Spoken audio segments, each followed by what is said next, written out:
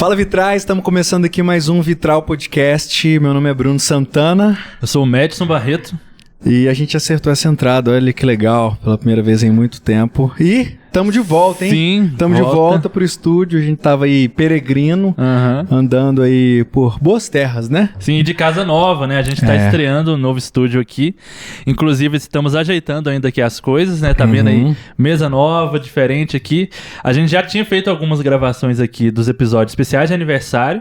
Sim. Da festinha que a gente fez com os vitralistas e os episódios que eu e o Bruno fomos convidados. Isso, verdade. Sim. No episódio que a gente se convidou, a gente fez um episódio aqui que a gente se convidou. Que a gente foi Ninguém convidou a gente, aí a gente mesmo falou. Não, na verdade não foi assim não. Eu te convidei e você me convidou. Então, então foi outra pessoa, tá tudo certo. Né? Mas aí a gente ainda tá ajeitando aqui pra fazer as gravações convencionais que a gente gosta de fazer com os convidados e tal. Sim. Instalamos essas cortinas ontem à noite. Inclusive foi presente. Hein? Que cortina, hein? Presente de um dos nossos vitralistas que nos presenteou aí com as cortinas que a gente pôde colocar aqui. E ainda estamos ajeitando, assim. Por isso, a gente quer fazer também uma lista de presentes. Tem vários equipamentos que a gente precisa. Tá vendo que a gente tá segurando o microfone? Então, sim. A gente quer ter um suporte aqui pra colocar o microfone. Você pode nos presentear com isso. Sim, imagina. E outros equipamentos, né? O pessoal fala assim, quer saber? Toma esses microfones novos aí. De uma vez também. Porque às vezes, né? Deus toca. E aí a gente tá fazendo aí uma lista de presente, vai estar na descrição. Você pode acessar lá e ver tudo que a gente precisa de equipamentos. De repente você olha, eu posso ajudar aqui com esse equipamento. Aí você pode tanto comprar aí na loja, a gente vai deixar os links também, e aí manda pro nosso endereço. Sim. Ou falar assim, cara, eu vou, sei lá, esse equipamento aí é 1.000, mas eu posso ofertar R$50 pra esse equipamento, entendeu? A gente vai botar lá de todo preço, né? A gente precisa de coisas de todo preço, uma fita isolante que a gente precisou aqui hoje, não tinha, faltou. Então, aí, ó, já ajuda, né? Enfim, então tudo isso vai estar lá. Sim. E aí a gente ficou peregrino esses últimos 2 meses, né? Tem vários episódios especiais que você pode conferir na nossa playlist lá. A gente fez uma série de episódios na FEFIC. Sim, acho que 7, né? Sim, 7 episódios, falando sobre ficção cristã, sobre literatura. Conversamos com vários autores, tem episódios especiais sobre gêneros literários e também alguns episódios com alguns autores ilustres, né, que estiveram lá com a gente. Como Emílio Garófalo, a Débora Ottoni e o Marcos Almeida e Rodolfo Amorim. Apenas, né? Tá tudo lá na playlist já. Lá no nosso feed do Spotify, do YouTube, etc. O que mais? A gente também esteve no Congresso de Aconselhamento Bíblico. Saiu 2 episódios aí, um sobre aconselhamento bíblico, outro sobre revolução afetiva. Hoje a gente vai continuar nesse papo sobre saúde mental, falando sobre psicologia, trazendo uma outra abordagem, né? E o que mais? Onde mais a gente circulou? É isso. Teve um episódio especial da BU também, que a gente foi cobrir um evento da BU. Teve um episódio com Irmãos.com, né, que é um dos podcasts mais antigos aí do Brasil. E a gente quis comemorar nosso ano também conversando com eles. Então, assim, a gente teve aí 2 meses de episódios fora de casa, né, várias coisas diferentes. Muitas coisas especiais rolando. Sim, e agora a gente tá voltando pro estúdio com convidados. Temos muitos convidados muito legais aí pra trazer. Vai acompanhando a gente. Isso, e é claro, se você quer acompanhar a gente mais de perto, o Madison falou aqui sobre a lista de presentes. Você vai encontrar aí no link da bio, no link da descrição, né, e no link da bio lá no nosso Instagram. Mas você quer apoiar a gente mais de perto, fazer pergunta, quer estar lá no nosso grupo do WhatsApp, seja um vitralista. Planos a partir de pouca mixaria, você vai lá, vai concorrer a sorteios. A gente sorteou 20 livros do mês passado. Sim. Então, assim, vale muito a pena. Tem mais uns 6 aí pra sortear. Pois é, de olha que legal. Tem muito livro aí pra sortear ainda, tem coisas que a gente vai fazer ainda pros vitralistas. Então, assim, desconto em evento, material específico para vitralistas, enfim, vale muito a pena. Chega junto que vai ser muito legal ter você por lá. É isso. É isso, bora? É isso. Recados vitralísticos. Aqui, a gente não pode falar recados paroquiais porque já outra pessoa já usou, né? Aí, né? Mas recados vitralísticos. Mas enfim, pessoal, estamos aqui hoje com ninguém mais, ninguém menos que a Ender Borba. Obrigado, Ender, você tá aqui. Obrigado por você ter aceitado esse convite. Finalmente, parabéns para nós termos conseguido trazer essa figura tão disputada, ilustre. E obrigado por você ter aceitado o convite aí, Ender. Tamo junto. Agradeço, galera. Prazer estar aqui com vocês. A Ender, psicólogo, né, Ender? Psicólogo e pastor também. E aí? Se apresenta pra gente aí, Ender. Fala um pouco de tudo isso aí. Fazer um review aqui isso, da vida. Faz um review aí. Como que você chegou até tudo isso Legal. Aí? Então, cara, eu gosto de ser tratado como pastor. Olha só, pastor ainda. Acho que a vocação mais forte é essa, né? Eu já sou pastor há mais de 20 anos. Pastorei algumas igrejas, né? Inclusive a igreja que eu retornei para ela agora, a Igreja Esperança. A minha trajetória, acho que vale a pena mencionar isso, né? Que eu tive uma passagem meio estranha na minha vida. Esse é o lado negro da força. Conta pra nós. Frequentei uma seita. Sim, eu gosto de falar disso, tem né? Tem essa porque parte aí. O podcast também vai ter um... Tem um cortezinho. Não precisa de corte, não. Vai ter uma função pedagógica. Perfeito, verdade. Para ajudar as pessoas a não entrarem nesse rumo. Mas tem um episódio nessa história toda lá que foi muito legal, porque eu era da área de exatas, né? E eu conheci o Igor, né? Eu sou Você era de exatas? É mesmo? Conheci o Igor há mais de 20 anos, o Igor Miguel, né? Meu amigo já há mais de 20 e tantos anos aí de caminhada. E quando a gente estava lá nessa igreja, o pastor lá, né? Era um rabino, na verdade. Ele um dia chegou pra mim e falou assim: cara, você gosta de cuidar de gente? Eu falei, gosto. Eu tava fazendo ciência da computação na época. Assim, larga esse negócio. Vai fazer um curso na área de humanas. Olha só, é mesmo? Direto. Porque assim. As pessoas procuram o curso de psicologia muito por causa disso, né? Porque tem alguém doente na família, não sei o quê. No meu caso, não. Eu queria tratar de gente. Aí o rabino doido lá virou pra mim e falou, larga esse negócio. Eu ouvi, eu falei, cara, é isso. No outro dia eu fui lá, eu estudava na FUMEC aqui e tranquei o curso no outro dia. Mas você tinha essa coisa mesmo, assim, de crise, alguma coisa assim, ou não? Não tinha crise, mas eu queria aperfeiçoar, né? Então, assim, quando eu fui pra psicologia procurar o curso, a minha primeira intenção era de pegar ali as ferramentas. Eu lembro de uma frase que o Igor me dizia sempre, né, que a gente estudou junto. Ele já estava fazendo pedagogia na época, eu tinha largado a ciência da computação, a gente entrou praticamente junto, assim. Mas como eu larguei, eu tive que esperar o outro semestre para fazer vestibular, que tem todo, né? Aí a frase, assim, que me marcou muito na minha trajetória, assim, cara, vai lá e acha Deus onde ele aparecer. Olha só. Ele falava isso, né? E aquele negócio ficava na minha cabeça. Aí eu li os textos freudianos e de tudo quanto é autor, cara, eu ficava assim, cara, isso aqui tem um negócio de Deus, isso aqui tem um negócio de Deus. Aí, achou, então a gente ficava procurando, né? Hoje eu sei por que disso, né? Que é um tipo de filtro, né? Que a gente vai passando ali nas muitas teorias que a gente aprende, mas a motivação era essa, né? De formar psicólogo. Aí eu entrei nesse caminho, trabalhei muitos anos. Eu tinha saído dessa igreja em 2010, né? Dessa sinagoga. E depois que eu saí de lá, eu fui para a Igreja Esperança, né? Aí com algum tempo ali, eu estava estudando, nem tinha formado ainda. E aí o Guilherme foi e falou assim, cara, você tem vocação pastoral, não sei o que, você podia fazer um curso de teologia.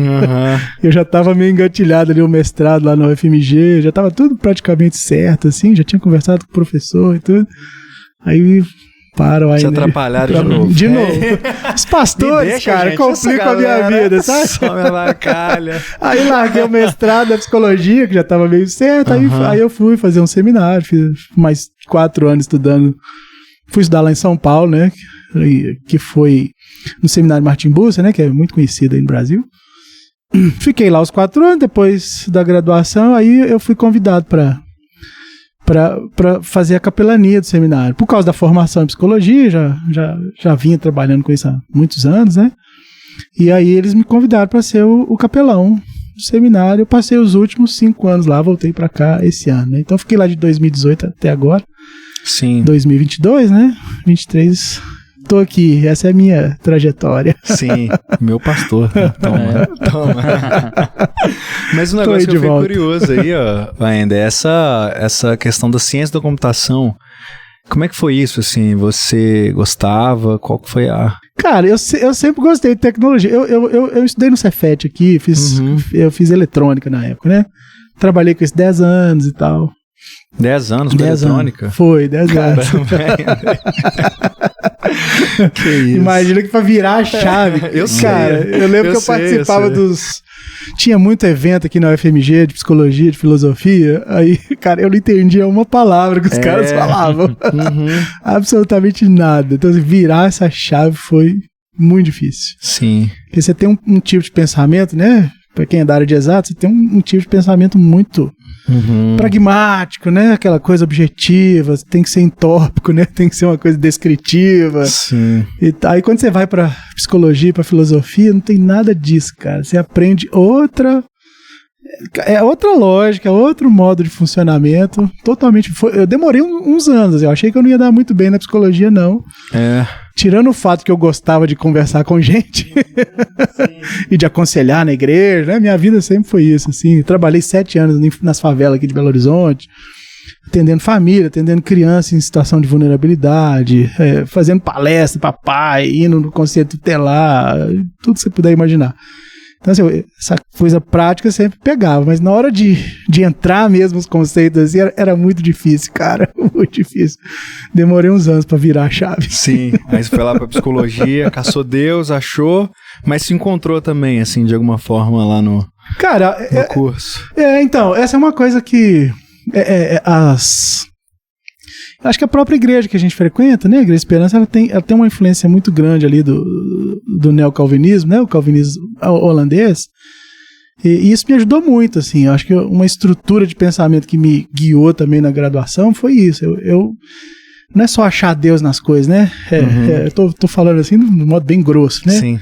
Mas na verdade era perceber que a minha vocação estava integrada com um monte de coisa. Então, eu sempre percebi isso, né? Então, assim, o fato de eu cuidar de pessoas ali como pastor, né, aconselhando, gabinete pastoral, quase que diariamente, e fazer isso com algumas ferramentas, me dava essa sensação, assim, de que eu sempre fui bivocacionado, né? Eu nunca deixei em nenhum momento, assim, de trabalhar com psicologia, ou no atendimento clínico, ou na área social, que eu trabalhei muito tempo. Né? E na prática pastoral esse negócio me ajudava muito, né? Então, assim, realmente fazer o curso de teologia depois me abriu um outro espaço, assim, sabe? Porque o que faltava no conhecimento da psicologia em si, né? Aí eu consegui fazer mesmo essa ponte entre as duas coisas para colocar no lugar, né? O que um psicólogo cristão que entende a vocação dele como psicólogo faz, né? E o que um pastor faz também. Então, isso ficou no lugar, assim, me ajudou muito. O seminário, eu não arrependo de ter deixado o mestrado de lado, não, sabe? Acho que o Guilherme acertou, porque foi... Até por isso, né, assim, o fato de saber essas coisas me ajudou muito lá no seminário, porque eu era o capelão, mas também dei aula, né? Então... até substituindo os caras que eu admiro, né? Já dei aula no lugar do Saião, por exemplo. Né? Bravo, né? Dia que eu fui substituir o Saião, porque, pô, que é isso? Tipo, quem sou eu, né? Na fez fita. As piadinhas iguais e tal, do Saião. Não, igual assim, não tem jeito. As piadas dele é baseadas nas viagens que ele faz. O cara conhece cada canto do mundo, então não tem jeito, né? Então, assim, foi uma alegria grande poder estar ali, dar aula, né? Participei de uma conferência Fiel também, inclusive sobre esse assunto, né? A conferência Fiel da pandemia 2021 foi online, né? Então, aí eles me chamaram para participar lá com o Ed Welch, né? Que é muito conhecido na área de aconselhamento bíblico aí, hoje, de uma terceira onda, né? Que o pessoal fala aí de aconselhamento, né? E conheci muita gente, né? Isso foi muito bom, assim, para alinhar as coisas e eu continuar nesse caminho de seguir o que Deus tinha me dado como vocação. Isso para mim sempre teve claro, né? O que eu fazia como psicólogo e como que teologia alinhava isso para eu também conseguir caminhar entre os dois rumos, porque é muito difícil hoje para um psicólogo, né? Você apanha do lado de dentro da igreja, sim, no caso, né? Porque às vezes as pessoas não entendem, porque psicologia ainda é um tabu para muita gente, né? Ainda tem um estigma muito forte, coisa, né? De doido e tal. Coisa de doido. Frescura. Ou de que um tipo de espiritualidade vai dar conta de determinada doença, né? Depois eu posso dar exemplo disso aqui, que eu tenho atendido, assim, uma coisa que me levou, né? Isso acho que é importante dizer, para São Paulo, é porque eu sempre tinha muito forte, assim, na vocação, que um dia eu ia cuidar de pastores, né? Hoje eu acabo fazendo isso bastante, assim, atendo muito pastor no Brasil inteiro, até fora do Brasil. Às vezes os caras me conhecem lá. É um aconselhamento, até essa terapia hoje já tem pastores que eu acompanho e tal. Então, assim, eu fui com essa intenção de estar respondendo a um chamado. Deus me deu umas ferramentas, eu falei, cara, é isso. Então, assim, na minha cabeça era cuidar de pastor. Eu ia ser capelão, né? Então, a capelania é isso, é o trabalho de apoio espiritual. No meu caso, era facilitado aí por esses elementos da psicologia. E foi muito legal, cara. Eu tive muitas experiências boas na pandemia, com pastor sofrendo, pastor perdendo igreja. No sul de Minas aqui, cara, um monte de pastor que eu conheço que as igrejas fecharam, né, porque não tinha adaptação de tecnologia, entendeu? O pessoal para de contribuir. Problemas que você não tem noção, assim, né? Daria pra fazer um podcast sobre isso. Só disso, eu imagino. Então, é muita coisa. Então, acaba, cara, que essa vocação, entendeu? De cuidar de gente ali, cuidar de... Eu fui com isso muito claro, cuidar de pastor, seminarista vai ser pastor um dia, né? Pelo menos a maioria deles. Sim. Então isso foi o que me moveu, sabe? Pra estar lá, então assim, sempre alinhando, né, a vocação, né, com o chamado pastoral ali. Eu acho que essa foi uma oportunidade. E essa é uma pergunta que eu já queria que você respondesse, assim, de o que tem de ponto de convergência da atividade pastoral, principalmente o aconselhamento pastoral, não só o pastor do púlpito, mas esse cuidado pastoral, do aconselhamento e tal. O que tem de ponto de convergência disso com a psicologia, né? Se uma coisa contribui com a outra, se lá na hora de atuando como psicólogo, atendendo uma pessoa que nem é da igreja, se você puxa algumas coisas que veio da sua vivência como pastor, e se ao contrário, no contrário você já falou que acontece, né? Você está ali no aconselhamento pastoral e você tem ferramentas da psicologia. Quais são os pontos de convergência?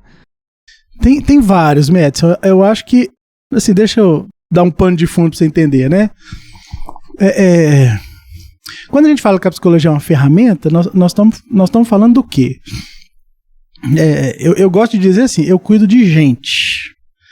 Tanto é que hoje eu dou uma mentoria aí, na psicologia a gente chama de supervisão, né? É uma supervisão para um grupo de psicólogos. Então, eu não fico treinando eles para casos específicos de psicologia. Existe um modo, né, na psicologia, para quem é da área que estiver nos ouvindo vai entender o que eu estou dizendo. A gente chama de raciocínio clínico.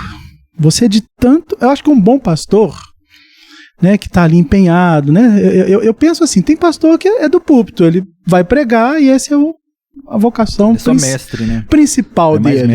Agora, tem pastores que são chamados para administração, que também é um cara bom de administração, de fazer as coisas acontecer na igreja, de evento e tal, beleza. Tem pastor que ele está mais inclinado para o cuidado de gente, né, para cuidar de pessoas. Então, geralmente essas pessoas vão para o aconselhamento. Quando você está, né, como eu já estou nisso há muitos anos, então assim, o próprio aconselhamento, ele não se dá com base numa teoria, você não fica teorizando, né? É isso que eu ensino lá pro pessoal. Não adianta ficar decorando conceitos de psicologia se você perder o contato humano com a pessoa. Então, nesse sentido, a psicologia me ajuda muito a ouvir, né? Independente da teoria que você está usando. Esse é um raciocínio clínico, é um raciocínio de perceber, né? A gente estuda tanto, por exemplo, as percepções, as vontades, né? Na tradição cristã a gente chama de faculdades da alma, né? Você vai lendo isso tanto que você vai percebendo que o ser humano tem aquilo que o Doivert fala isso, né? É uma diversidade e uma unidade ao mesmo tempo, né? Então, quando ele tem fatores subjetivos que diz respeito ali à experiência dele com aquele problema, você vai encontrar paralelos nos estudos da psicologia. Nesse sentido, ajuda muito a ouvir, né? Agora, o que você faz com isso? Então, eu acho que a primeira linha que a gente precisa colocar é o seguinte: o aconselhamento cristão, o aconselhamento bíblico, ele tem um objetivo muito claro. Ele vai tratar de questões relacionadas à fé dessa pessoa. O pastor tem que estar preparado para isso, né? No meu caso, né, um psicólogo pode atender um cristão, isso funcione lá também, ok. Mas do lado de cá, né? Olha o que acontece. Ele não tá te procurando necessariamente para você dar um conselho para ele, né? Nesse sentido mais grosseiro, né? Porque conselho não pode ser uma coisa diretiva nesse sentido. Então, nesse aspecto, eu acho que aí nós encontramos ponte com a psicologia, né? Ela te ensina a ouvir e ela te ensina a perceber determinadas coisas que esse cara ia ficar falando um tempão e você pode, cara, rapidamente você vai no ponto, entendeu? Isso acontece muito comigo. As pessoas geralmente falam, cara, você foi cirúrgico, tipo assim, como se fosse mágica, mas não é mágica. Caramba, tá bom. Você adivinhou?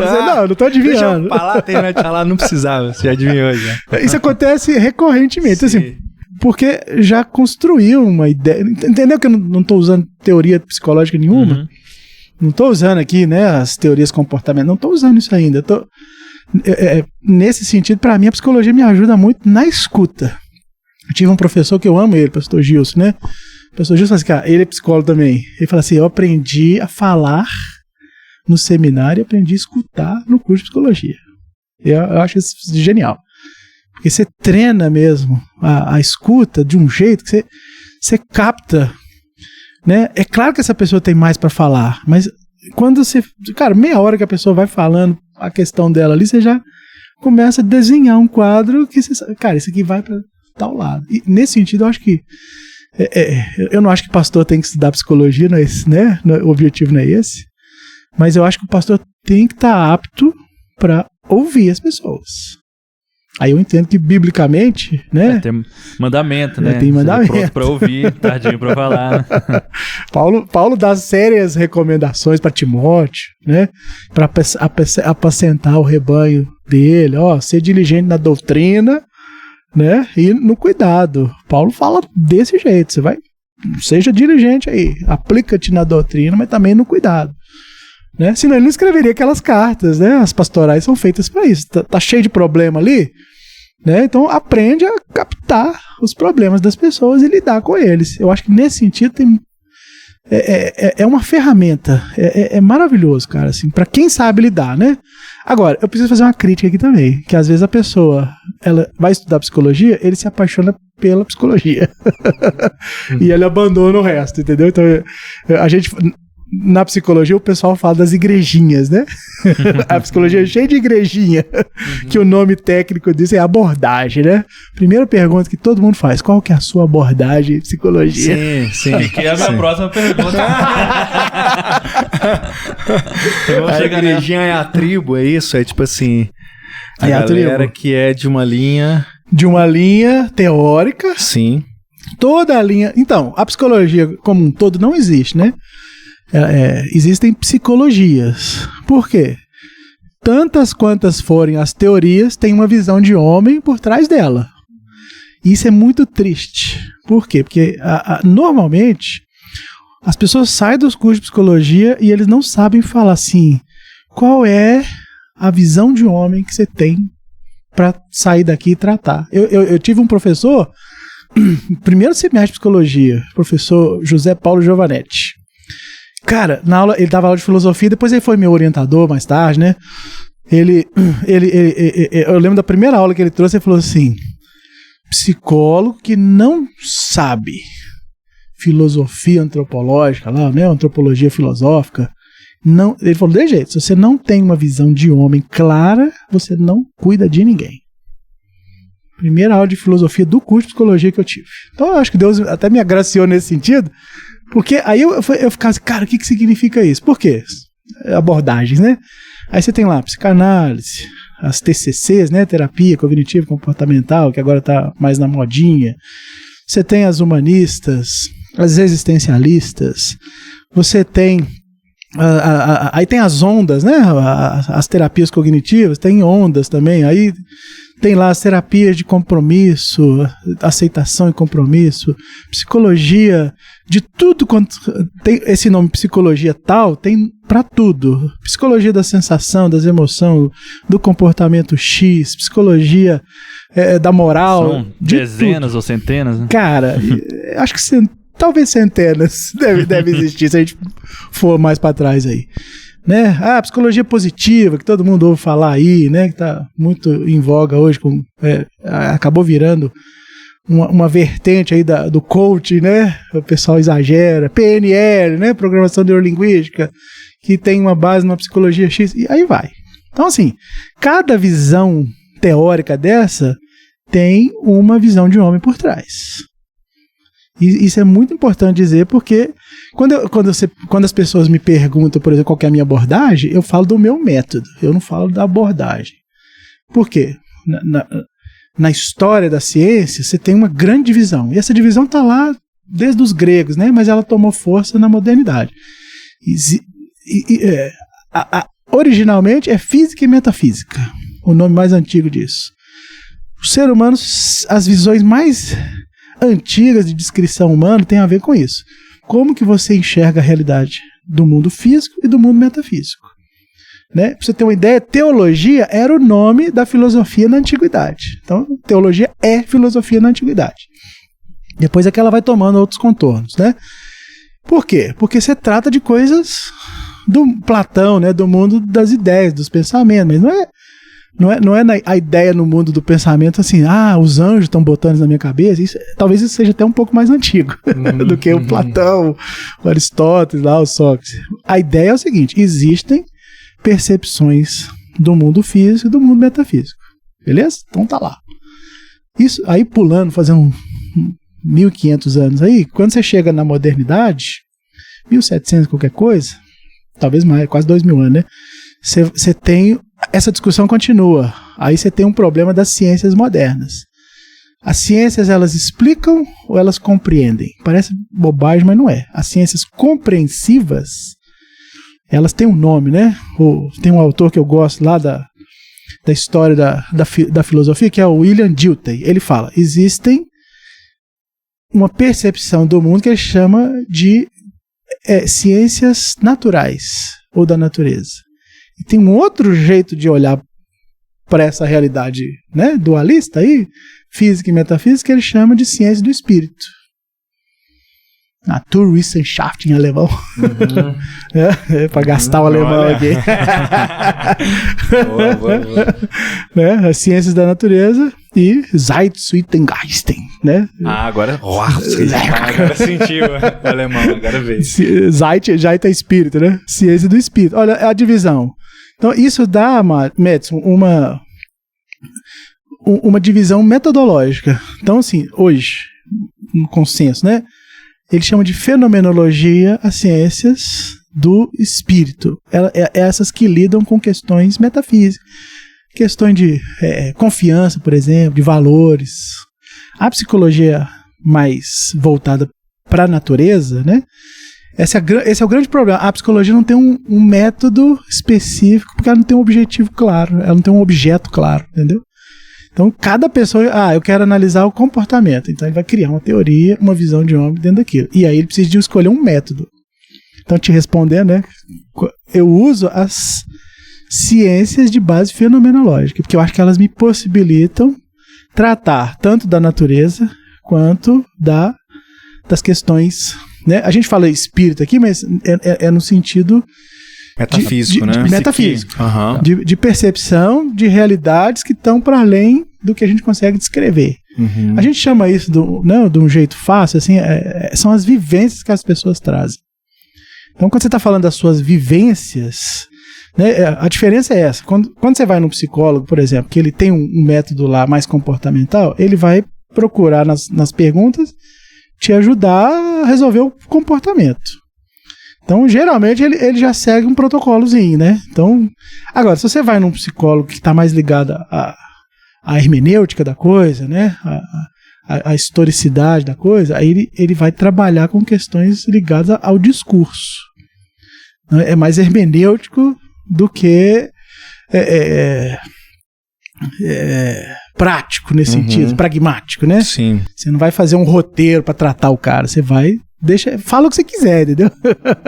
Você chega falando e depois a gente ajusta esse negócio todo aqui. E isso é um método. O método parece uma bagunça, mas não. Né? É difícil, inclusive, de chegar nesse método Cara, eu vou falar a verdade, depois de muitos anos que eu comecei a entender esse troço, de verdade. Que pra mim, assim, não fazia muito sentido. Pô, o negócio é bem bagunçado, não, mas é um método, cara, é um método. O método das vivências, das percepções que a pessoa tem, o método da fala, né? Então, assim, os sentidos que a fala tem, né? Por isso que ajuda muito no aconselhamento, porque do jeito que a pessoa começa a elaborar a fala dela, você já consegue sacar mais ou menos os caminhos, ou as dúvidas ali, ou as angústias que essa pessoa está trazendo, entendeu? Você já... né? Aí tem toda uma técnica também para você fazer isso, né? A gente chama de suspensão eidética, né? Ou fenomenológica. Você deixa a pessoa falar sem...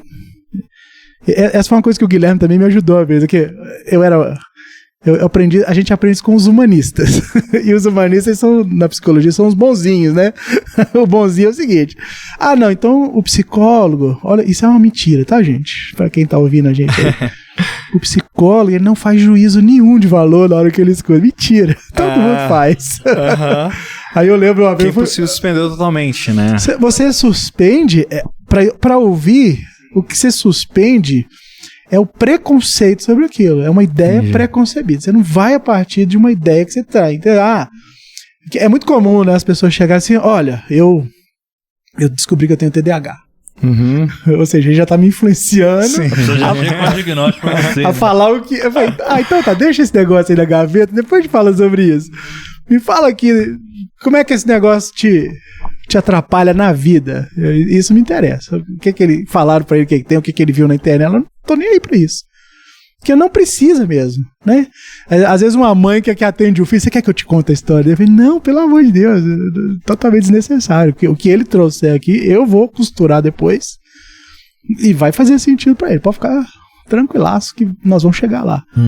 Entendeu? Então, assim, isso é um método. É difícil porque você lida com questões não só metafísicas, mas questões que estão na vivência dessa pessoa e que ela começa a descrever para você de uma forma que daqui a pouco faz sentido. Daqui a pouco ela constrói o sentido daquilo. Ela vai elaborar aquela ideia e fala: cara, acho que é isso mesmo. Nós estamos indo nesse caminho.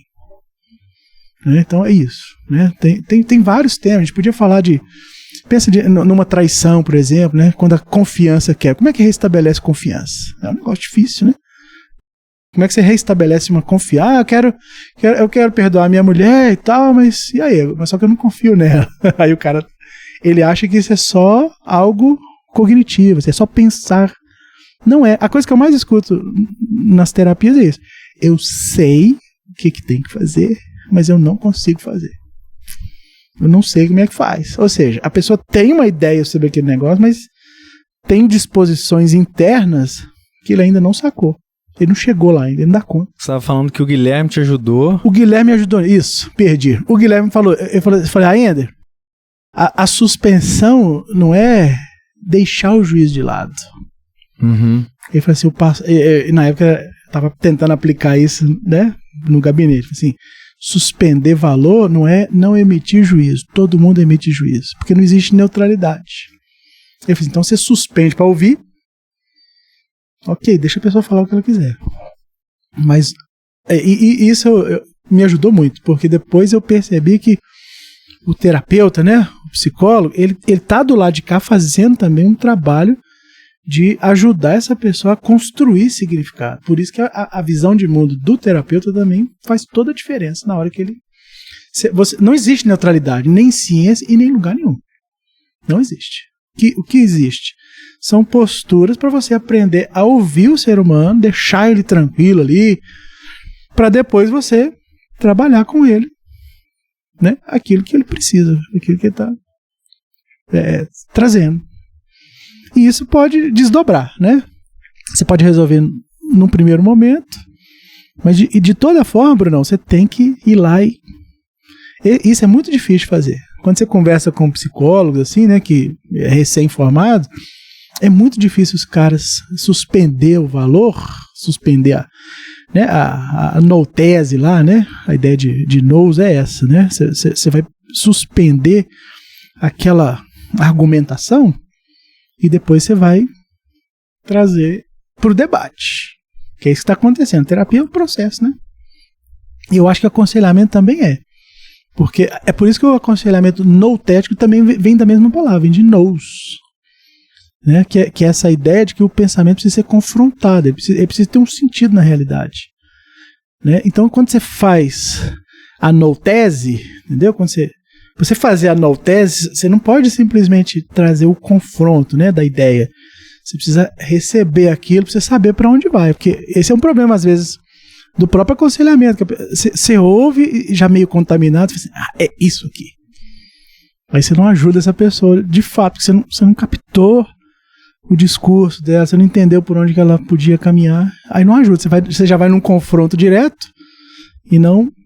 Às vezes não bate no lugar, entendeu? Então, nesse sentido, eu acho que a psicologia também contribuiria bastante se as pessoas aprendessem o método. Toda a abordagem terapêutica, né, todas as teorias, elas partem de uma visão do que é o homem. De homem, certo. Só que aí, você enquanto pastor e teólogo, né, você enquanto psicólogo, né, e teólogo, a gente tem uma visão específica do que é o homem enquanto cristãos. Né? E aí como conciliar isso dentro da psicologia, porque toda a construção da psicologia não parte do que dentro da teologia cristã se diz o que é o homem. Como que se conecta essas coisas aí? Boa! Por isso que eu estava falando do método. Então, no método fenomenológico é possível. Deixa eu te dar um exemplo. Quando as pessoas falam assim, tem os psicólogos humanistas. Por que eles estão falando de psicólogos humanistas? Quando você vai num psicólogo humanista, ele escolheu um filósofo. Você vai ver que o psicólogo humanista, normalmente, ele escolheu uma base teórica a partir de uma filosofia X. Então, geralmente, os existencialistas são os humanistas contemporâneos, né? Nietzsche, Sartre, Schopenhauer, essa galera aí. Então, quando você vai nas ideias dele, a visão de mundo dele está clara. Só que é o seguinte, como o método ele tem uma abertura para a experiência humana, aí que eu entrei com... Você vai entender agora a pegada. Eu falei, se cada um pode ter o seu filósofo, vou ter o meu. Ah, tá. Uhum. Eu vou ter o meu. Eu vou lá e escolho, e isso é legítimo, tá bom? Isso é científico. Quando você tem uma visão de homem cristã, e sabe usar essa visão de homem, não só pro ethos cristão, né? Eu vejo o ser humano a partir de uma lente cristã. Eu tô olhando o ser humano, não tô olhando o crente, não é isso. Então, a minha visão de mundo, eu falo isso para todo mundo, né? Quando você trabalha, por exemplo, com valores, né, vou te dar um exemplo claro, assim, para você entender o que eu estou te dizendo. Você quer ajudar essa pessoa a ver a beleza, a ter esperança. Nós estamos falando de isso só é possível dentro de uma visão de homem. Se você for ler um Sartre, por exemplo, ele é um nihilista. A visão de mundo dele é essa. Ele faz as interpretações das angústias e tal a partir de uma visão caótica, né? De vazio, de nada. Você lê o Camus, por exemplo, você lê esses caras, a visão de mundo deles é guiada por uma experiência que eles têm da realidade, que é a visão de mundo. E eles explicam tudo a partir dessa visão. Cara, você vai lá e fala, então eu posso ter uma explicação para a realidade e para a experiência que esse cara tem no mundo a partir de uma visão cristã. Como? O outro lá não vai levar você por... Eu já fiz uma pergunta, uma vez eu estava atendendo um exemplo, um rapaz católico, né? Aí ele... eu tô lendo isso, e ele ia com um tercinho assim, né? Eu achava interessante, assim, preso na calça dele. Aí um dia ele falou pra mim assim, cara, eu tô achando que eu sou nihilista. Mas ele falava tanto de religião, né? Aí um dia eu só fiz a pergunta, falei, mano, me responde uma coisa, como é que você concilia o seu catolicismo com o seu nihilismo? Explica isso aí pra mim. Aí foi embora. Desistiu. Ele foi embora. Passou 2 semanas e ele voltou. Eu falei, cara, você tá certo, mano. Não tem liga, né? Não concilia, não. Não tem jeito de conciliar as duas coisas. Porque a visão cristã é uma visão esperançosa. Tem a dificuldade, etc e tal, tem. Então, o que eu faço, Médici? Eu uso todas as categorias da tradição cristã, e isso é legítimo. Isso é legítimo. O que eu chamo de psicologia cristã hoje é isso. Depois vocês cortam esse negócio se vocês quiserem, porque esse nome é perigoso. Aí você que sabe. Tá tendo uma certa onda crescente com esse nome, né? Psicologia cristã. Tá voltando por causa de um movimento dentro do catolicismo, né? Que tá muito mais... Tem gente que... Dentro do catolicismo? Principalmente. Porque no Brasil ainda não colou, né? Então, assim, o que primeiro porque o Conselho Federal de Psicologia repudia esse nome por uma série de erros históricos também. Quando você fala psicologia cristã na cabeça de um secular, né? De um psicólogo secular, ele já vai entender automaticamente que tem a ver com cura gay. Reversão de sexualidade. É automático. Não tem outro pensamento que vem na cabeça dele. Só que é o seguinte, existem nos Estados Unidos e na Europa, existem abordagens de psicologia, né? O Eric Jones, que é o autor hoje que está me guiando assim mais, ele tem um livro, esse não tem traduzido em português, chama Five Views. Ele faz comparação entre 5 tipos de abordagem de aconselhamento. Uma delas é o que ele chama de psicologia cristã. Aí a Vida Nova lançou 2 livros, né?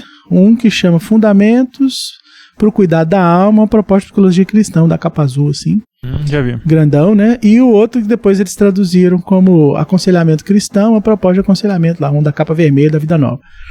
Então, aqui é uma proposta de psicologia cristã. Quando você vai lá, ler a visão antropológica do Johnson, por exemplo, ele não parte dessa descrição comum, porque o homem é biológico, não sei o que. Todo mundo fala isso, né? Bio, psico, social, espiritual. Aí o Johnson fala, ele não nega isso, porque tem uma parte, até o Doivert fala isso, né?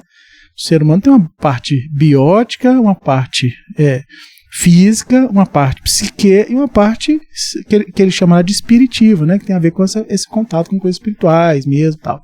Explicações intelectuais. Isso é inegável. Só que o que o Johnson faz? Ele pega os conteúdos da psicologia, as ciências, e fala assim, eu posso alinhar todo o conteúdo de psicologia a partir de uma visão de homem, de uma antropologia cristã. Ele parte da trindade, ele começa explicando o ser humano de forma... Ele usa lá, né, a trindade como uma base para pensar o ser humano. Então, ou seja, uma base relacional. Aí ele vai pegar o conceito de trindade, né? Ele não está cristianizando ou psicologizando, ele não está fazendo isso. O que ele faz? Ele faz um paralelo.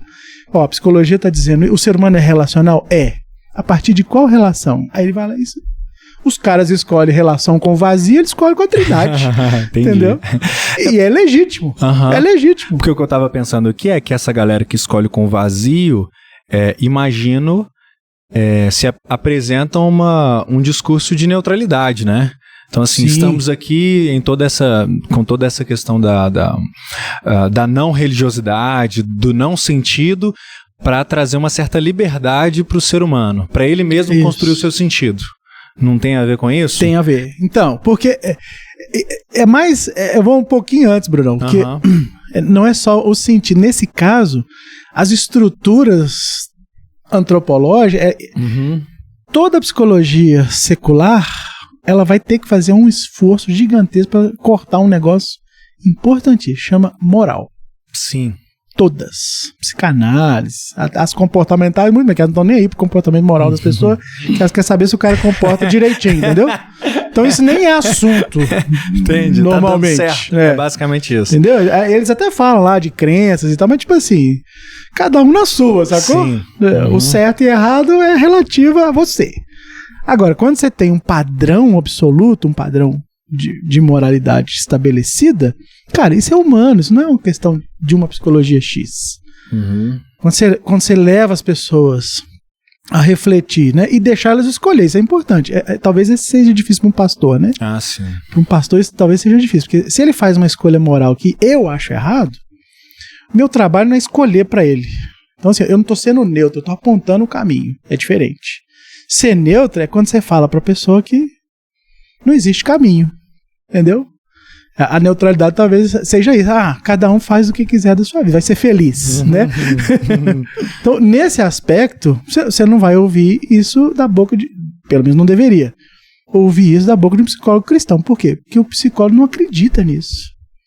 Ele não acredita que todo o processo da vida do cara se resume à felicidade, ou se resume a fazer tal coisa. Então, por isso, Bruno, que quando você retira esse aspecto da moralidade, que é uma incidência na condição humana, não tem jeito, cara. Se você conversar com o niilista, é igual a pergunta que eu fiz pro menino lá. Você conversa com o niilista, né, o Jonas Madureira que falava isso, né? Cara, se o niilista for 100% fiel, levar a última consequência, a única coisa que ele pode fazer da vida é dar um tiro na cabeça, entendeu? É isso. Se ele levar o niilismo na cabeça, é isso que vai acontecer. O Jonas falava isso nas aulas lá, né? Que é exatamente isso, porque, cara, se você já entendeu o processo e no final não tem nada, morre, caramba. Entendeu? É isso. Você vai ser, inclusive, ele vai ser um niilista honesto. Esse era bom mesmo, bom niilista. Entendeu? Só que quando ele chega nesse ponto, ele encontra com angústia. Por que ele fica angustiado? Porque ele sabe que tem que fazer uma escolha moral. Não tem jeito. Vai chegar um momento na vida de todo mundo que ele vai ter que fazer uma escolha. E toda escolha é moral. Toda escolha tem uma implicação moral. Olha a diferença. Um psicólogo não crente, ele não lida com isso. Ele tá nem aí se você vai fazer isso com o seu corpo ou aquilo. Um psicólogo cristão, ele não é um moralista, ele não vai ficar falando o que você tem que fazer com o corpo. Mas ele não pode acreditar que aquele cara, né, ele não pode incentivar, ele não pode produzir esse pensamento. Isso é uma confusão, cara. Eu digo isso pra todo mundo, né? Porque essa falta de padrão, né, e as pessoas são livres. Eu sou calvinista, não tem problema com isso. As pessoas são livres para escolher o que elas quiserem. Sacou? Então, pra mim, tá de boa. Eu não vou morrer se o cara fizer uma escolha ruim. Eu tô nem aí. Total, mesmo, né? Eu preocupo com ele a partir do momento que ele também tem interesse por ele. Entendeu? Então, eu não vou ficar perdendo noite de sono se eu não conseguir ajudar o cara. Porque o meu objetivo não é esse. O meu objetivo é apontar. Eu acredito muito. Por isso que a filosofia cristã, ela ajuda, né? Os filósofos falavam lá. Você vai lá na antiguidade clássica, eles falam assim pra você, cara, o ser humano, ele tem um ímpeto pro bom, pro belo e pro verdadeiro. Leva um cara a ver o bom, o belo e o verdadeiro num processo, aí eu tô falando só de terapia, né? Que se fosse no aconselhamento eu já ia dar o bom, o belo e o verdadeiro na cara do sujeito, sacou? Olha aqui, ó, olha esse negócio aqui, ó. Essa é a diferença. Sim. Mas quando eu não tô lá pra fazer isso, eu vou sinalizar. Então, eu falo isso pro pessoal lá, né, que eu supervisiono. Eu falo, cara, o psicólogo cristão, ele acaba sendo um sinal. É isso, é o que Paulo faz em Romanos 1, né? Quando ele olha para a criação, ele abre o livro da criação e fala, você tá vendo? A natureza dá testemunho de Deus. Se você não tá vendo, só de rejeitar esse tipo de conhecimento, você é indesculpável, entendeu? Nesse sentido, eu tô junto com a criação, eu tô lá para sinalizar. Entendeu? Eu não posso ser um moralista nesse sentido de falar, não, então eu sou psicólogo cristão, então todo mundo que vier no meu consultório vai converter. Eu não tenho essa preocupação. Mas eu tenho uma preocupação de ser sinal da visão de mundo que eu acredito. Então eu não vou levar a pessoa para o desespero, que muita gente faz isso. Eu levo ele para a esperança, eu levo ele para a beleza, eu levo ele para a justiça. Isso está na tradição cristã, isso é científico. O Tomás de Aquino tinha esse conceito, né? O que é absoluto?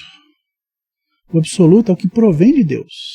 Então ele falava, a justiça, ela é uma resposta para a injustiça. Ele fala, a injustiça não pode ser absoluta, porque senão o mal vence sempre no final. O Aquino falava isso. Então, quando você tem uma injustiça, o que ela está pedindo? Que uma justiça seja feita. É assim que eu entendo. O que eu estou fazendo lá na terapia? Eu estou sinalizando e dando uma resposta para esse problema aqui, ó. Entendeu? A injustiça não pode ser absoluta. Porque senão eu viro um niilista. Ah, não, a vida é muito chata, não sei o quê. Não tem esperança, não vou mudar nunca. Não, peraí, vamos. É duro, eu imagino, esse lugar, Wainer, porque assim, você tá tocando em pontos que estão muito próximos, né? Essa questão do metafísico, etc., tá muito próximo dessas questões de moralidade, do sentido da vida, etc. Porque o que eu estava pensando aqui é o seguinte, pensando nessa questão da neutralidade, né? Quando a gente vai em um médico, por exemplo, a gente quer método, né? Digamos assim, a gente quer método, a gente quer uma resposta prática, né? A gente vai no psicólogo, muitos querem também, né? Dessa mesma forma.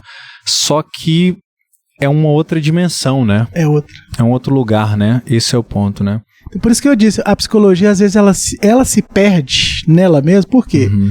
Porque quando você conversa com um terapeuta recém-formado, inexperiente, ele usa a linguagem moderna. Eu tenho que dar resultado. Qual? Como é que você dá resultado num problema que é da pessoa e só ela é capaz de resolver por ela mesma? Entendeu? O trabalho terapêutico, cara, não tô puxando sardinha, mas ele é muito difícil, porque você... eu gosto muito, eu tô falando muito do Johnson aqui, mas é porque eu curto ele mesmo, né? O Johnson, quando ele fala assim, uma proposta de psicologia genuinamente cristã, ela precisa considerar todos os aspectos, né? Aí ele fala da psicologia, aí ele cita lá no livro dele, tem uma lista, né? Da percepção, né? Das orientações. Então, a psicologia, não no sentido da abordagem, que é o que a gente conhece, no sentido de quê? De que esse conhecimento que está sendo produzido sobre o ser humano, ele me ajuda a orientar o próprio ser humano. É por isso que ele fala, a psicologia genuinamente cristã, ela não tem um desprezo pela intelectualidade, pela academia. Ela considera, aí ele coloca lá 5 coisas, né? Dentre elas que eu acho muito legal é que ele fala, esse conhecimento que é produzido nas diversas áreas. Então, aí ele fala da doxologia, que é o primeiro lá, né?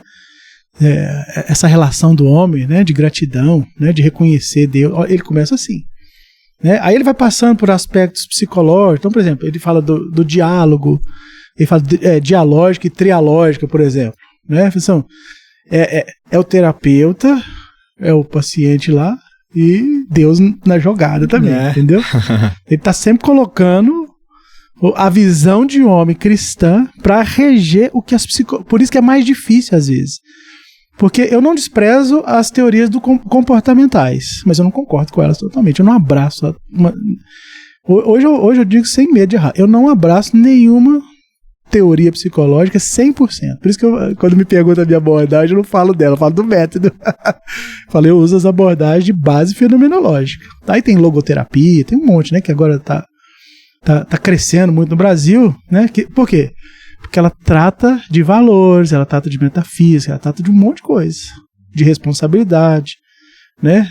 De como você lida com o senso de percepção do sofrimento sem ceder a ele. Tá tudo lá na teoria do cara. O Viktor Frankl, né? Aí tem Gestalt, tem um monte de base fenomenológica. Por quê? Porque elas lidam com o ser humano numa outra dimensão mesmo, né? Que inclui a metafísica. Agora, Bruno, as teorias que cederam ao cientificismo, a gente pode falar assim, elas querem dar uma resposta para você. Não, vem aqui, 5 sessões, você vai resolver o problema do medo.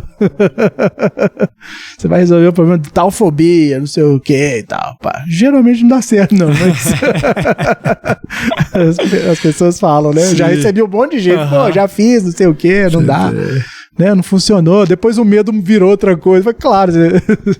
Aí as pessoas têm que virou gatilho. Falei, cara, gatilho é a coisa mais ridícula do mundo. Tudo é gatilho, meu. O que não é gatilho? Você não aprende, você não leu lá na faculdade que o sintoma anda, mano. Você não leu Lacan, você tinha que ter lido Lacan. O sintoma anda, muda de figura. Você não entendeu, foi nada a teoria, entendeu? Não, mas isso é gatilho, então eu vou tirar esse gatilho da minha vida, eu tô curado. Tá lá, depois aparece outra coisa. Parece de outro jeito. De outro jeito pra ele foi embora, o trabalho todo da vida dele, né? Aí não consegue. Então, a visão de mundo que guia um psicólogo cristão, para não ficar falando de muita coisa aí, ela é norteada por esse duplo conhecimento mesmo. E nisso eu concordo muito com o Johnson, né? Ele cita o Agostinho, no caso, né? Que ele fala dos 2 livros de Deus, né? O livro da revelação, que é importante. Então, assim, eu posso trazer temas teológicos para um set terapêutico? Talvez você não deva fazer isso diretamente com uma pessoa que não é cristã, mas quem tem um repertório cristão, você pode, véio. Qual o problema? Ele conhece aquele negócio. Ele conhece aqueles assuntos, conhece aqueles personagens, ele conhece aquelas histórias. É igual você usar Dostoiévski para falar das angústias dele, dos problemas lá que ele teve, né, das crises existenciais que ele teve lá. Qual que é a diferença? Você usa Dostoiévski, tem problema. você usar a Bíblia, tem, né? Então, assim, nesse sentido, eu tô pensando no repertório. Isso é importante, porque o repertório que ronda a cabeça das pessoas é o que forma a história dele. Então, nesse sentido, o Johnson dá um show, porque ele pega as psicologias todas e fala, cara, tá vendo? A gente vai tratar de comportamento uma hora? Vai. Então, a gente tava brincando aqui antes, né? Daquele podcast que eu fiz com o Jonas falou assim, cara, ser psicólogo cristão dá trabalho pra caramba, então, né? Porque você não pode abraçar uma abordagem só e ficar nela, porque senão vai ser extremamente insuficiente. Vai chegar um momento... Por isso tem um monte de psicólogo frustrado, né? Porque ele acha, mas a minha teoria não é suficiente. Todo mundo vai descobrir isso um dia. A teoria não é suficiente. Claro que não é, mano. Você reduziu o ser humano a uma explicação só, já era. Não é suficiente. Nenhuma é. Não existe uma explicação. Uma teoria que explica tudo. Não existe. Mas o psicólogo cristão tá atento a isso, entendeu? Pelo menos deveria, né? Porque ele faz uma leitura dos dois livros, a partir dos dois livros. Então, se o repertório permite, e mesmo que o cara não é cristão, os valores cristãos estão lá. É o que eu estava falando da justiça, tá lá. Né? Eu podia dar exemplo, ou seja, já tem, uma vez, cara, isso foi um exemplo assim, muito doido, né? Tava atendendo um cara espírita, e ele tava com ele foi lá, me procurou como psicólogo, ele não sabia que eu era crente, eu atendia numa clínica lá em São José dos Campos. Ele falou assim, cara, eu tô numa vida louca, tô pegando uma mulher por dia, e não sei o quê. Aí, cara, eu guardei aquilo, ele foi falando esse negócio, aí um dia ele trocou lá o assunto e falou que ele era espírita. Sabe o que eu perguntei pra ele? Eu falei, como é que eu esqueci o nome agora, cara, mas eu perguntei, como é que o chefe lá da sua casa espírita lá entende a sua espiritualidade? Aí ele falou, pô, rapaz, você pegou um negócio sério.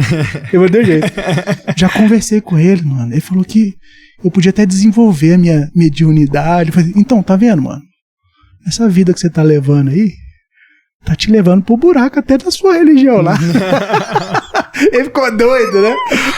O cara, olha como é que é a linha. Eu não preguei pra ele, fiz nada, mas eu trouxe um valor pra ele. Eu falei, cara, que o moço lá, né, o chefe lá da casa espírita lá tá dizendo? Não, eu devia parar com isso mesmo, porque a minha espiritualidade ia melhorar. Passou pouco tempo, o cara arranjou uma mulher, casou. Parou com a vagabundagem. Entendeu? Salvou o cara. Não salvou, gente, mas aponta um sinal. Se ele entendeu, né, o que está acontecendo ali, tá colocando ordem na vida dele. Não interessa se ele é espírita. Isso para mim não faz importância. Por quê? Porque as categorias que eu vou apresentar para ele sempre são cristãs. Isso aí não...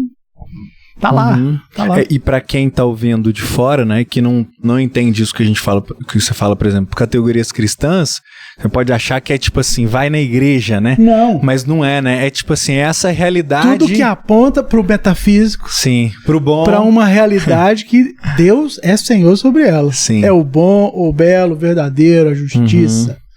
Entendeu? Isso, né? Procede de Deus. A fé procede de Deus. Por isso que os teólogos chamam de virtudes, tem as cardinais e as teologais. Tem coisa que não é seu, tem coisa que procede direto de Deus, né? Fé, esperança e o amor procede de Deus. Aponta esse negócio pra você ver se esse cara não vai ter um vislumbre de Deus. Ele vai ter. Pô, eu queria voltar num ponto que a gente falou lá atrás, sobre a questão moral, né, que em princípio dentro da psicologia, em tese, ele não teria ali uma moral, né, dentro da psicologia, para ser colocada pro paciente. Só que enquanto cristãos, né, ou mesmo, né, não cristãos, todo mundo tem uma moral. E aí, como que eu trato dentro da psicologia, e aí unindo com aconselhamento, todos os outros métodos possíveis, quando a gente esbarra em alguma questão moral? Por exemplo, você citou lá o caso, assim, a pessoa... eu não consigo perdoar minha esposa, né? Mas eu sei que num pensamento moral, uma decisão moral, eu tenho que perdoá-la. Eu sou cristão, eu entendo que eu preciso perdoá-la. Só que eu não consigo fazer isso. Minha cabeça não funciona, eu não consigo perdoá-la. Ou outras coisas, no caso de, olha, eu sei que eu preciso vencer esse mau comportamento aqui. Eu tenho um hábito que é ruim, né? Ou seja o que for, né? E aí esbarra uma questão moral. Eu sei que eu estou pecando. Tem um pecado que eu caio nele com frequência, só que eu não consigo me livrar dele. Eu continuo caindo nesse pecado. E eu quero parar de pecar. Só que E aí, não de consegue. repente, eu percebo que não é só uma questão de uma escolha moral que eu estou fazendo, mas existe uma questão psicológica também. Qual que vai ser o método aí? O que vai ser feito para ajudar essa pessoa? Né? Tipo, é um vício real. Acaba sendo vício. Entendeu? Vamos separar o cristão do não cristão, tá? O não cristão talvez seja um processo um pouco mais estendido, por quê? Porque você vai apresentar para ele, a partir, né, da realidade que ele trouxer para você, sempre assim, um propósito para ele. Ele quer realmente lidar com isso, ele quer perdoar, né? Ele tem disposição para isso.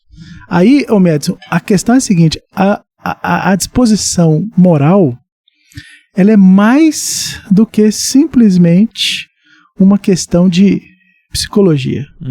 Elas estão interligadas. Mas o conhecimento moral, né, de forma muito rasa, assim, a gente define moral como escolha entre certo e errado, bem e mal, né? Que é uma condição humana. Uma condição humana. Eu trabalho com a mesma categoria para quem é crente e para quem não é crente, mas é porque eu não uso essas palavras. Então, assim, querendo ou não, ele vai ter que aprender a lidar com a graça. Entende? Porque a resposta para o problema moral do ser humano, né, para um crente, no aconselhamento isso seria talvez mais fácil de explicar. Eu acho que não seria tão fácil de ajudá-lo no processo, né, porque ele vai ter o mesmo sofrimento. Mas, cara, você pode usar esse repertório com ele. Ele entendeu, primeiro entender, reconhecer o que significa a graça. O que significa uma atitude de Deus fazer algo por você sem nenhum tipo de exigência. Né? É possível falar isso para um não cristão de outra forma. E nós estamos trabalhando com a categoria moral do mesmo jeito. Entendeu? Eu não vou falar para ele de graça. Mas eu vou falar para ele o seguinte: até o quanto que você está disposto a fazer isso?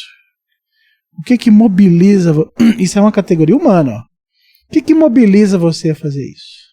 Quais razões que você tem que fazer esse negócio? Nós vamos trabalhar com categoria cognitiva. Mas quando ele entender, né, que ele tem... eu acho que é isso aqui, eu amo a minha mulher, descobri que fiz a coisa errada. Ó, ele já está fazendo escolha. E eu ainda não estou usando. Mas para um cristão, eu posso usar para ele. Cara, você entendeu que não tem jeito de você ficar livre disso? Totalmente. Se você não receber uma ajuda de fora? O nome disso na filosofia é transcender. As pessoas transcendem por qualquer coisa. Posso transcender por um copo d'água se eu tiver com sede, entendeu? Tipo, nossa, o que me... Né? Você fica privado de água, você fica doido. Isso aqui vai tirar eu de mim mesmo. Ó. Transcendência é isso. Não é porque na teologia a gente usa transcendência como se fosse um nível metafísico maior, mas não é não. Você transcende com o trabalho, você transcende com a mulher, você transcende com o carro, você transcende com o filho que vai nascer. Por quê? Qualquer coisa que tira você de si mesmo é um movimento de transcendência. Isso eu vou falar para o não cristão também. Como que um cristão sai de si mesmo? Né? E Jesus, nesse ponto, eu estava lendo hoje, né, um texto do John Wesley. Né? O Wesley, quando teve contato com as doutrinas da graça, ele teve um contato com os textos de Lutero sobre a justificação. E eles criaram lá um Clube dos Santos. Era uma galera top das galáxias. Aí ele fazia tudo, os caras jejuavam 2 vezes por semana, não sei o quê. Um dia o Wesley foi fazer missões. No livro lá que eu tô lendo, do Stott, ele fala assim, o Wesley, quando chegou nas missões, ele falou assim: eu achei que eu vim converter as pessoas, mas na verdade eu vim foi me converter. Ou seja, o desempenho moral dele, nota 10. Sacou? Isso é difícil da pessoa perceber fora da caminhada. Porque o que o Wesley conclui? Cara, eu descobri que eu amava as coisas de Jesus, mas eu não amava Jesus. Sim. Eu amava fazer o bem, né, porque Jesus é o exemplo moral. Jesus não é um exemplo moral. Se você não tem um relacionamento pessoal com ele, e isso é difícil às vezes a pessoa descobrir. Né? Falar é fácil. A questão é o seguinte: Deus é como diz o Schaeffer, né? Infinito e pessoal ao mesmo tempo para você? Você entender o que isso significa? Né? Porque se você o dia que você entender o que isso significa, a sua vida se torna menor. Paulo fala isso, né? Eu considerei essas coisas dessa vida aqui, tudo é lixo. Coríntios, né? Paulo falando lá, isso para mim é lixo. Por quê? Porque o que importa é o Cristo glorificado. Isso é transcendência. Né? Eu tô falando da mesma coisa para não cristão e para o cristão. Agora, no aconselhamento, se eu entender que a pessoa ele está apegado na moralidade dele, o cristianismo não é uma religião moralista. É uma religião de relacionamento pessoal com Deus. Isso muda tudo. Tá vendo como é que repertório faz a diferença? Porque se o cara já tem esse repertório mínimo, eu posso trabalhar com ele aprofundando. Se ele não tem, eu vou só apontando.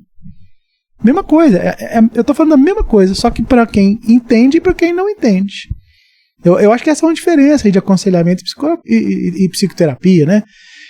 Eu vou falar das mesmas coisas, né? Do mesmo núcleo, mas de um jeito diferente. Porque esse cara aqui entende. Quantas pessoas que falam que entende a graça, mas não entende? Porque isso, só que a experiência do Wesley, né? Se você é realmente livre, cara, aí você vai entender que as coisas, Paulo fala isso, do corpo que aprisiona ele, se tornam desprezíveis, menores. Aí sim ele consegue, sabe que está errado, mas para fazer o trabalho de não é só psicológico, entendeu? Não é só uma disposição psicológica. Tem um exercício de relacionamento com Deus também, que ele precisa fazer. Então, tá claro, né? Para quem não é crente, eu vou usar o mesmo repertório aqui na minha cabeça, mas falando de formas diferentes. Por quê? Porque eu vou mostrar a insuficiência dele, vou mostrar que a capacidade dele de moralidade, né? Isso eu escuto demais, mano. Os caras vão dizer, não, mas eu sou uma pessoa boa. Você vai dar vontade. Faço minhas orações. Dá vontade, você vai pro inferno assim mesmo. Por quê? Porque a resposta não é essa, a resposta é relacional, né? Uhum. É outro. Aí sim, aí quando você tem a escritura, entende? Essa é a diferença. Quando você tem a escritura, e eu até acho, cara, já me perguntaram isso uma vez, né? Se uma pessoa no setting terapêutico te perguntar, porque as minhas redes sociais tudo aberto, todo mundo sabe o que eu falo, eu nunca tive problema com conselho de psicologia, nada. Por quê? Porque eu respeito a ética para lidar com pessoas, né? Olha a visão antropológica. Eu incluo na minha visão antropológica quem é crente e quem não é crente. Por quê? Porque o repertório é diferente. E quando eu faço isso, eu estou entendendo que eu estou sendo ético, porque eu não vou também extrapolar esse limite aqui dele. Mas de um cristão, quando ele vai lá no gabinete pastoral, eu sei que eu posso falar isso para ele. É a minha obrigação falar. Né? Porque isso deveria estar no repertório desse cara. Né? Aí ele começa uma outra luta, que não é só a luta psicológica da perseguição moral, do pecado. Tem que fazer uma penitência, tem que ler 5 versículos por semana. Não é isso. Ele tem que entender que a palavra de Deus vai levar ele para um relacionamento mais profundo com Deus. Aí eu acredito que vai ser. E eu tenho experiência para te contar, assim, a rodo, de homem que me procura por causa de pornografia. Cristão, às vezes.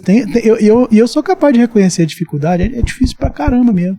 E o cara quer lutar contra aquilo. Mas, cara, sabe o que é difícil? É mostrar para ele que não é o desempenho moral dele que faz isso. É a justiça que é imputada, né?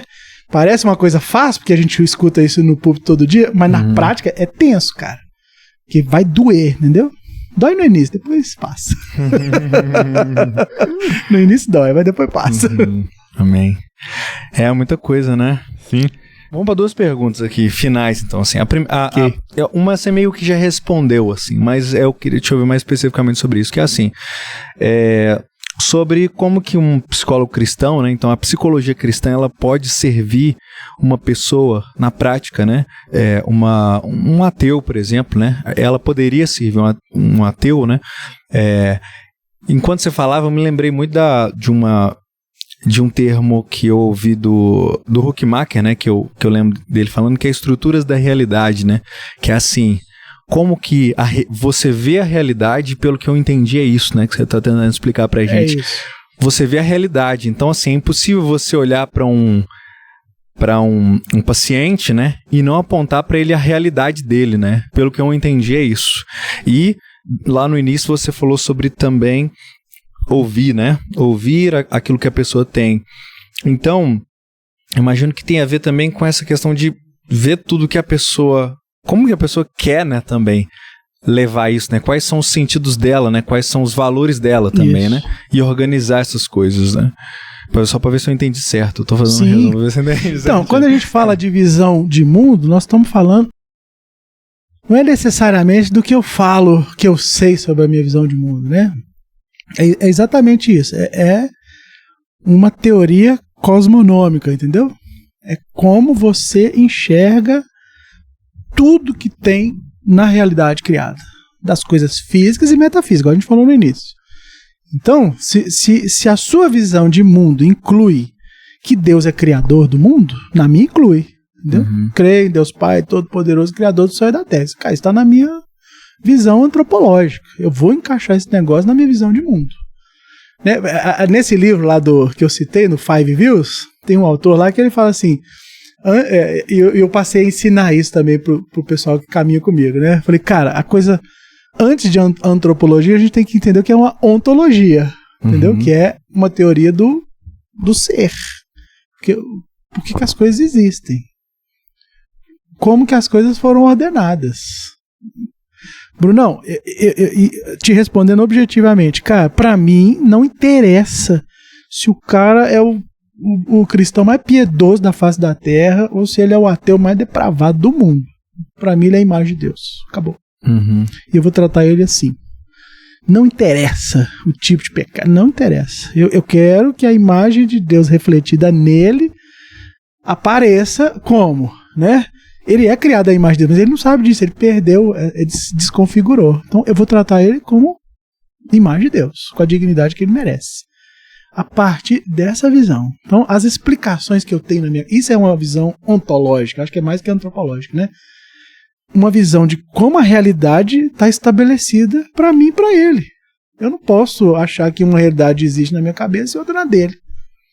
Senão eu não sou pastor e não sou terapeuta. Já pensou um pastor que chega lá e não, é isso aí. Né? Cada um tem a sua visão aí, né? O Krishna, não sei o quê. Não, o pastor tem que ser firme.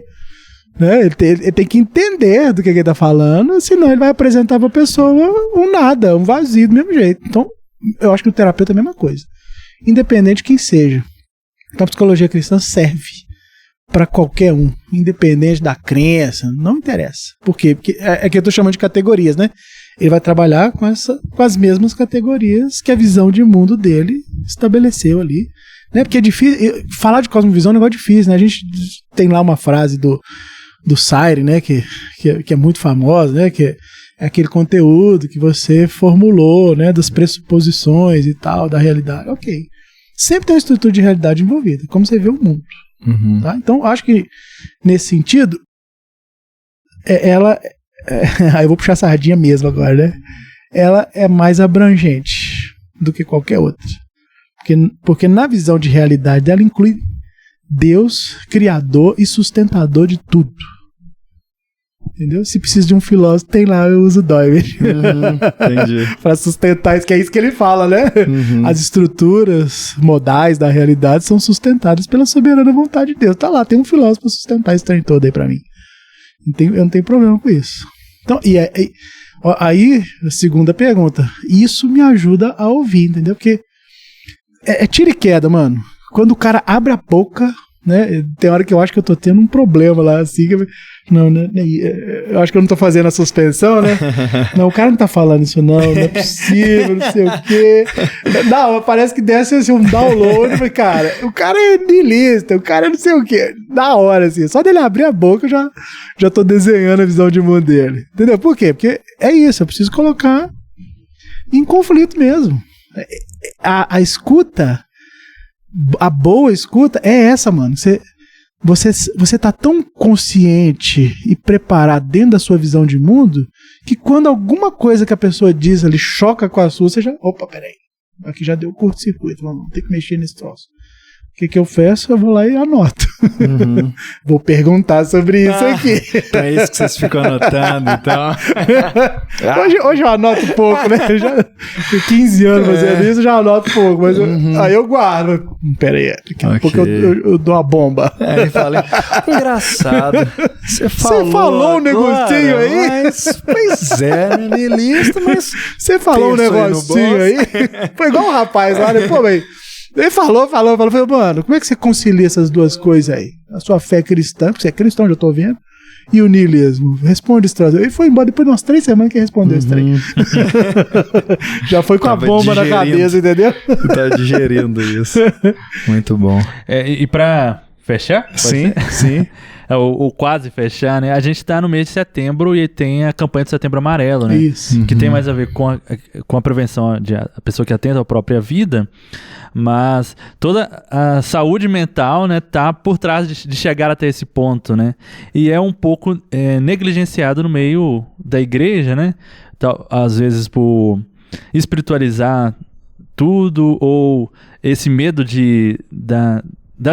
dos métodos, né, de saúde mental, né? Então, assim, nossa, que essa pessoa aqui da minha igreja, meu liderado, meu filho, ou minha esposa, seja quem for, vai ouvir lá do psicólogo. Mas a gente tá doente também, né? A gente também adoece aí mentalmente. Então, assim, o que você pode dar de recomendação para as pessoas, tá?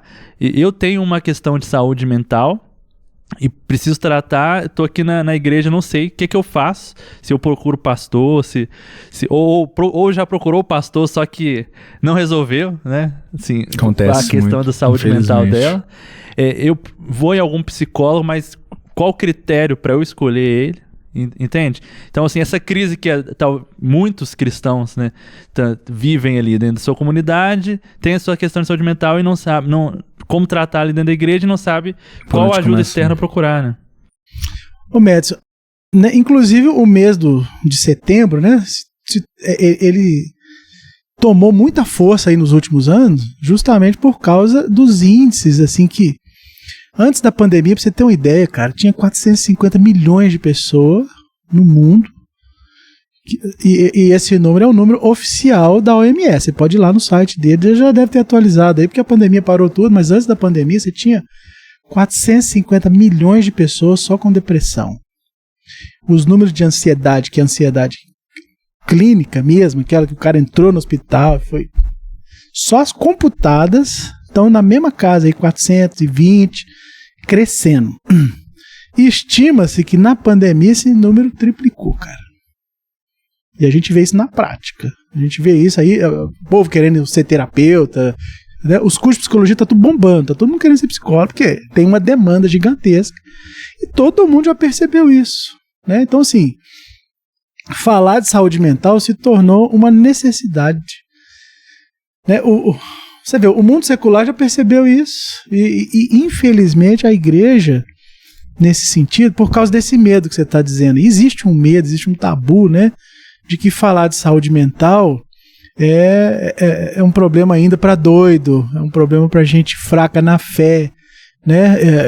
Eu escuto isso muito, cara, eu fico triste, né? Meu pastor falou que essa tristeza é fraqueza, é falta de fé, cara. Isso me dói, entendeu? Porque o cara, ele tem o sofrimento legítimo e aí ele fica privado de buscar ajuda. Por quê? Porque ele é uma pessoa de fé, né? Ele tem a fé. Só que não funciona desse jeito. Então eu diria assim, é uma necessidade urgente da igreja. Até faço um apelo aqui nesse podcast, já que tá no final, vou fazer um apelo. Faço. Por favor. Né?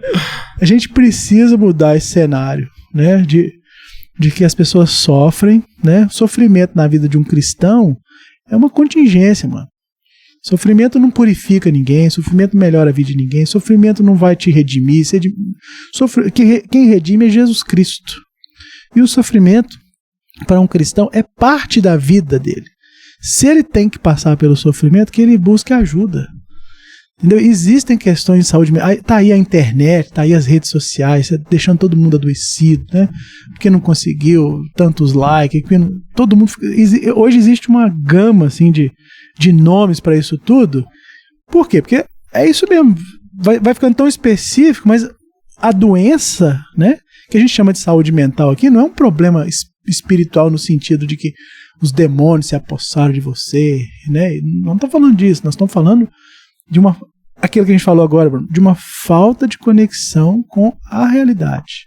Se Deus te deu fé, Ele vai te dar fé para passar pela tribulação, ué.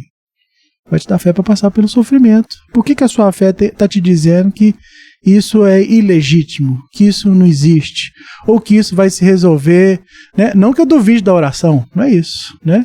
Aliás, eu duvido da oração, eu não duvido de quem responde a oração, né? Para citar Tiago, né? Vocês oram, não recebem, porque vocês não sabem o que vocês estão pedindo, vocês pedem para gastar com os próprios deleites aí. Então assim, né? Esse é o problema, as pessoas depositam fé na fé, as pessoas depositam fé na oração, no ato de orar, né? A oração não tem poder nenhum nesse sentido. Quem tem o poder é quem responde a oração. E a Bíblia diz claramente, Deus vai responder a sua oração se você orar segundo a vontade dele. Deus pode curar? Pode.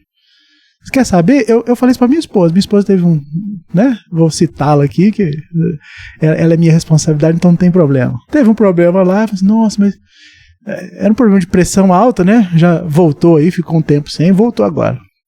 Aí a gente tava orando lá um dia de manhã, conversando. Ah, mas será que eu tô sem fé? Eu falei, não, a fé aí, ó, toma ela. Pode beber, toma uma aguinha aqui pra você beber. Eu falei, Deus já te deu o recurso, então você não tem que ficar orando mais. Se Deus quisesse tirar isso, você tinha tirado, querida. Vamos tomar esse remédio, e é isso. Tá tudo certo. Tô dando exemplo da minha vida particular, porque é assim, não tem ninguém isento disso, entendeu? Tá lá, minha esposa vai tomar um remedinho de pressão, entendeu? É isso, eu entendo que, né? Podia citar nomes teológicos, eu não vou fazer isso não, mas é isso. Deus já deu o recurso. Usa o recurso, entendeu? Você vai viver mais, vai viver bem. E isso, para a glória de Deus, sempre, claro. Entende? Eu entendo dessa forma. Todos os dispositivos que Deus colocou à disposição do homem é oração respondida, na minha opinião. Não precisa criar tabu, entendeu? É menos fé, mais fé. Não. Tá deprimido, tá lá passando por uma situação difícil. Procura ajuda, procura o pastor, procura... Né, dependendo do caso, de repente o pastor também não, né, a gente tem que considerar isso. O pastor, eu não acho que ele tem uma obrigação de saber psicologia profunda, né? Meu sonho sempre foi criar um curso para capacitar pessoas no aconselhamento dentro da igreja. Acho que toda igreja devia ter isso mesmo, né, para fortalecer o aconselhamento e ajudar, inclusive de fazer os psicólogos cristãos dentro da igreja poder exercer a profissão deles. Cara, eu acho que é isso. A gente precisa acabar com esse tabu dentro da igreja, né? Ter medo de que essas coisas que já estão dadas aí, né? Já tá, os remédios estão aí, funcionam. Claro, a gente podia fazer uma crítica, tem exagero, tem uso, tem indústria farmacêutica, tem tudo isso. Mas é inegável o resultado que esses, né, que é bem tratado por profissionais competentes, o resultado está lá. Pode conversar com os bons psiquiatras, né? Aí, sobre a psicologia, eu só vou fazer um adendo, né? Procure um psicólogo cristão de preferência. Ok, vai ser mais fácil o caminho aí, ele vai, né? Mas boa, assim, boa. Mesmo psicólogo cristão, você vai ter que ter um critério, né? Se ele leva o cristianismo dele pra dentro do consultório, né? Esse tem sido o meu trabalho aí já há uns 5 anos, né? Procura ainda, pronto. Eu tenho tentado. Não, eu não tenho agenda. Todo mundo, não tô fazendo merchan porque eu não tenho agenda mais. Mas é isso, né? Inclusive uma vocação, Bruno. Deus tá me chamando pra isso, assim, eu tenho um grupo bom, já tenho umas... Nem todos participam sempre, mas ontem e hoje mesmo, quarta-feira e hoje tinha lá 12 pessoas. Deus tá me dando a graça de capacitar a gente, alguns psicólogos que me procuram. Eu só trabalho com o psicólogo profissional já formado. Para isso que a gente tá conversando aqui, transmitir esse conhecimento, porque isso não aprende na faculdade, não tem mestrado, doutorado no Brasil que fala sobre isso, não existe. Pode procurar, não existe, entendeu? Existem bons cursos de aconselhamento, existe um monte de coisa, mas isso que nós estamos conversando aqui não existe ainda. Então, assim, se Deus me der a graça, eu quero, né, disponibilizar isso. Cara, eu tenho convite para escrever livro, assim, já tá a porta aberta, tenho para gravar curso, eu preciso de tempo e ainda não tô conseguindo. Vai chegar. Orem por mim. Oremos. Meu Deus, ajuda o homem. Vamos pra ele ajudar nós. É verdade. Olha só. Então, ainda... A gente tem um quadro aqui no Vitral chamado Fofoca Reversa, que o objetivo é falar bem de algumas coisas. E aí, assim, a gente pode indicar aí livros, cursos, canais, o que você tiver para indicar aí pro pessoal, bota na mesa. O pessoal interessado em aconselhamento e psicologia, eu indico muito os livros do Johnson. Esses dois que eu falei aqui, né? Aconselhamento Cristão. Esse Aconselhamento Cristão da capa vermelha é da Edições Vida Nova. E o outro saiu pela Shed Publicações, né, que é o Fundamento da Psicologia Cristã. Deus e o Cuidado da Alma, que é o título original lá. Né, uma proposta de psicologia cristã. Da capa azul é da Shed Publicações, que é um braço da Vida Nova, na verdade, mas se você procurar no site da Vida Nova, na Amazon, você vai achar. Né, eu tenho recomendado esses, porque assim, é uma literatura nova no Brasil, ainda não emplacou, porque não existe. Não tem cara, que eu conheço, assim, no Brasil, é eu e 3 caras que estão junto comigo aí, que a gente tá quebrando a cabeça desse troço. Né? São amigos aí, a gente tá quebrando a cabeça e isso tá criando um movimento. Vale a pena passar por esses livros aí, assim, né, pra aplicação prática na igreja mesmo. Acho que o pessoal que tá nos ouvindo aqui, vale a pena. São livros mais densos, são maiores, mas, cara... Se tem interesse no assunto, são as únicas obras publicadas em português hoje, né? Por enquanto, se Deus quiser, daqui a pouco tem mais. O resto é inglês, é difícil. Amém. Cara, se Deus der essa graça, eu quero que em breve eu consiga. Já estou esboçando uns 2 lá assim, mas tá faltando tempo. Vai rolar. E aí, eu vou fazer uma autoindicação. Olha ele. Eu tenho um livro chamado Eu Não Perdi a Minha Fé, que eu publiquei em 2017, e assim, pegando aí dentro de Setembro Amarelo, né, eu quis indicar esse livro porque minha mãe passou por questões de saúde mental, ela tentou suicídio e tudo mais. Eu também passei por várias questões de depressão e, né, na adolescência, e eu quis compartilhar não só esse tema, né, mas vários outros temas que eu e minha família vivemos e a ação de Deus no meio disso tudo, né? E aí eu escrevi minha biografia ali aos 23 anos, em 2017, quando eu lancei, e agora o livro já está quase esgotado, né? Assim, a tiragem que eu fiz naquela época agora tem alguns últimos exemplares. Então, assim, se vocês quiserem adquirir, né, já está aqui nos últimos exemplares dessa edição. Não sei quando vou fazer uma nova, né? E aí tem o meu site aí, também por onde eu vendo, né? Ele manda pros correios, distribui pro Brasil todo. E ele tem como e-book na Amazon, né? Então, terminando os exemplares impressos, ainda tem os na Amazon lá como e-book para lerem. Essa que é a minha dica de hoje. Tá, então, já que você fez uma autoindicação, vou fazer uma autoindicação também. Vai lá. Ouçam o meu episódio, é isso. O seu episódio. Aí a pessoa vai ficar com depressão e vai ter que voltar nesse daqui depois. E aí você depois assiste esse. Pra tratar. Volta lá e vem aqui pra você ter esperança, bababá, etc. Enfim, eu contei um pouco da minha história lá. Falei um pouco das minhas questões, né? Enfim, questões complexas. Exatamente o motivo desse episódio aqui ser importante e de pessoas como a Ender ser tão importante assim, de não demonizar a psicologia no meio cristão, de entender, de ouvir pessoas, às vezes ouvir. Eu tava falando com o Madison isso aqui, a gente tava montando aqui, né? A gente tava falando sobre questões de saúde mental.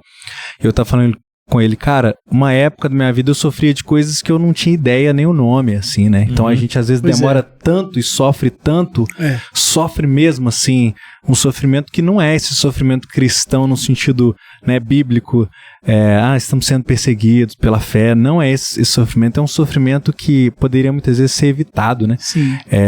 E por informação e por pessoas que às vezes já sabem, já estão há anos trabalhando com isso, então às vezes é só o acesso que falta. Enfim, é isso. Então quero indicar o o meu episódio. Se você ficar muito triste, volta aqui e chama o Render na DM. Pra entender, é o episódio de um ano de vitral que a gente fez, né? Isso, entrevistando você, né? Bruno Santana, um ano de vitral. Exato. E aí, 2 vitralistas vieram e nos entrevistaram e tal. Então, foi bem interessante. A gente contou um pouco da nossa história lá. É isso. Fechou? Fechou. É isso. E mais uma vez, seja um vitralista, nos apoie aí, nos ajude a equipar aqui nosso estúdio também, na verdade, as gravações. Ainda, obrigado novamente. Obrigado por você estar aqui. Tamo junto. Quer dar um recado final aí pra acabar mesmo? Eu agradeço você, né, o Médici, agora que eu tô conhecendo pessoalmente, só vi pelo vitral lá, né? Deus abençoe vocês. Obrigado. Né? Tô aí à disposição. Tamo junto. Dá um tchauzinho pra aquela câmera do milho. Valeu, galera. Valeu, galera. Tchau, tchau, hein? Tchau. É nóis. Valeu.